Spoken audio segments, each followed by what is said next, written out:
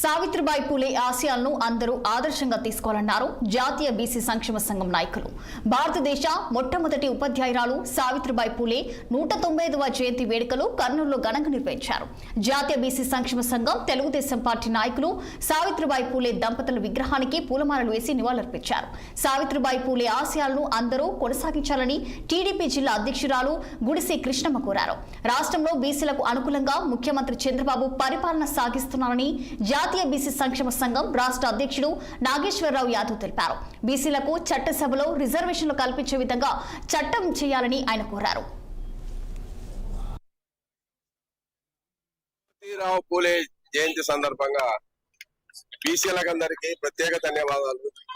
జ్యోతిరావు సావిత్రిబాయి పూలే ముఖ్య ఉద్దేశం ఏమంటే అణగారిన వర్గాలకు, బడుగు బలహీన వర్గాలకు అప్పుడు ఉండేటువంటి ఎంతో మంది అగ్రకులాలు వాళ్ళ మా బీసీలని అణగదొక్కుతుంటే అలాంటి వాళ్ళని పైకి తీసుకొచ్చి లేడీస్ కు ముఖ్యంగా విద్య ఉండాలి, విద్య ఖచ్చితంగా ఉండాలి, విద్య లేకుంటే దేనికి పనికిరామనే విధంగా ఆమె వెంటాడి ఎంతమంది సతాయించినా ఏం చేసినా అని కూడా ఆమె మళ్ళీ ఒక స్కూల్ అంటూ పెట్టి ఆమె ఖచ్చితంగా ఆమె మళ్ళా అందరికి చదువు చెప్పి ఆమె ఆశయాలు కొనసాగాలని చేసినాము.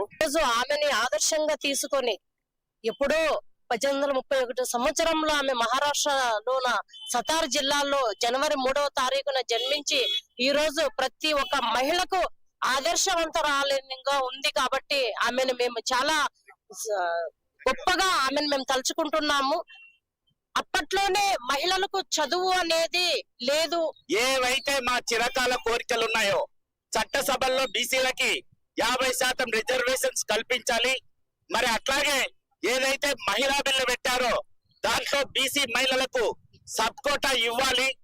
మరి ఏదైతే కేంద్ర ప్రభుత్వ స్థాయిలో ఒక మంత్రిత్వ శాఖను ఏర్పాటు చేసి మరి మా జనాభా నిష్పత్తి ప్రకారం మరి ఆర్థికాభివృద్ధి కల్పించడానికి మరి బడ్జెట్ కేటాయించాలి. బీసీ ఉద్యోగులకు ప్రమోషన్స్ లో మరి ఎస్టీ ఎస్సీల మారిని రిజర్వేషన్స్ కల్పించాలి. మరి ఏదైతే ఈ రోజు హాస్టల్స్ ఉన్నాయో మా జనాభా నిష్పత్తి ప్రకారం చదువుకోవడానికి ఇంకా మరిన్ని రెసిడెన్షియల్ హాస్టల్స్ పెంచడం మరి ఈ రోజు